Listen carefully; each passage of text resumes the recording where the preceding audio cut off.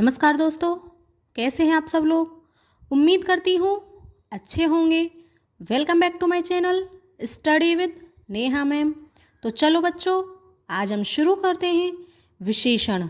विशेषण की परिभाषा, उसके उदाहरण, भेद आज हम पढ़ेंगे।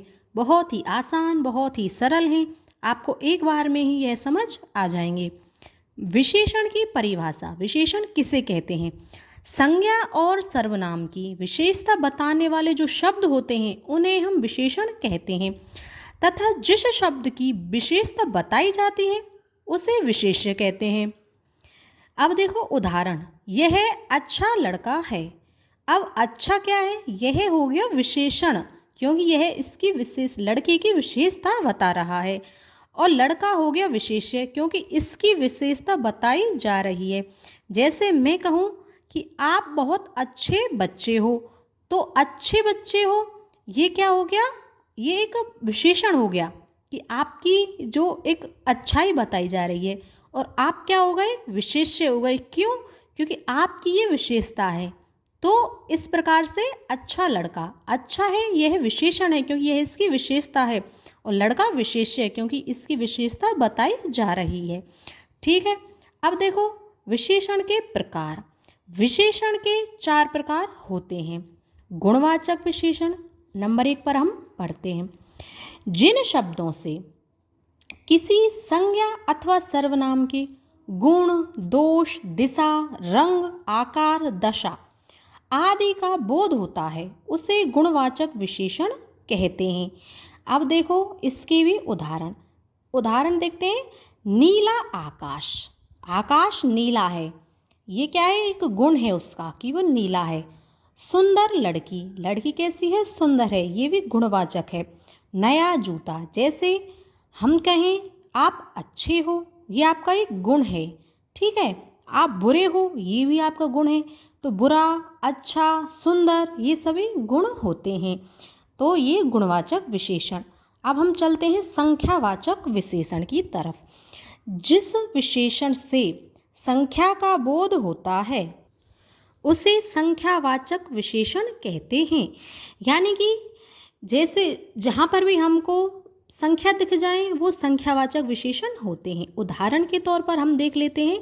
जैसे 10 बच्चे, 3 फूल, प्रत्येक स्त्री आदि। जैसे हम कहें कि आप 10 बच्चे हो, 3 बच्चे हो, 4 बच्चे हो, आपके स्कूल के 4 बुक हैं, 3 पेन हैं, 4 पेंसिल हैं। इस प्रकार से जहाँ पर भी संख्याएं आ जाएं वो होता है आपका संख्यावाचक विशेषण। अब देखो 3 नंबर पे आता है परिमाणवाचक विशेषण। ये भी बहुत आसान है। जिस विशेषण में माप, तोल आदि का बोध हो उसे परिमाणवाचक विशेषण कहते हैं। उदाहरण के तौर पर हम देख लेते हैं। 7 किलो चावल, 2 किलो आम, जरा सा दूध, बहुत सारा पैसा। ये सभी परिमाणवाचक विशेषण होते हैं। जैसे आपसे कहा जाता है आप 2 किलो आम लेकर आओ, 7 किलो चीनी लेकर आओ। ठीक है। इसी प्रकार से आपके घर पर और भी आपके मम्मी पापा कहते होंगे जाओ जा के 1 किलो आलू लेके आओ, 2 किलो टमाटर लेके आओ। तो ये क्या हो गया? ये एक परिमाण हो गया। ये इसको नापा तोला जा सके उसमें आता है आपका परिमाणवाचक विशेषण। ठीक। अब हम चलते हैं संकेतवाचक विशेषण की तरफ। संकेतवाचक विशेषण को सार्वनामिक विशेषण भी कहते हैं। जो विशेषण संज्ञा की ओर संकेत करें वे संकेतवाचक विशेषण कहलाते हैं। इन्हें सार्वनामिक विशेषण के नाम से भी जाना जाता है। अब इनको सार्वनामिक विशेषण क्यों कहते हैं अब हम आपको बताते हैं। जैसे उदाहरण, वह लड़का, वह व्यक्ति, उस महिला, यह घर। अब देखो आपका नाम है राम, हम कहते हैं राम यहाँ खड़ा है, तो ये आपकी संज्ञा हो गई। अब हम सर्वनाम से कैसे आपको बुलाएंगे? हम बोलेंगे जैसे कि वह खड़ा है, राम खड़ा है, तो कोई दूर से लड़का बोलेगा वह खड़ा है। तो ये हो गया आपका सार्वनामिक, मतलब जहाँ पर सर्वनाम शब्द लग जाएं, जैसे वह, यह, उस। ठीक है। इस प्रकार से आपका ये सार्वनामिक विशेषण भी होता है। तो ये थे आपके 4 प्रकार के विशेषण। बहुत ही सरल, बहुत ही आसान तरीके से मैंने आपको समझा दिए हैं। उम्मीद करती हूँ आपको समझ आ गए होंगे बहुत ही अच्छे से।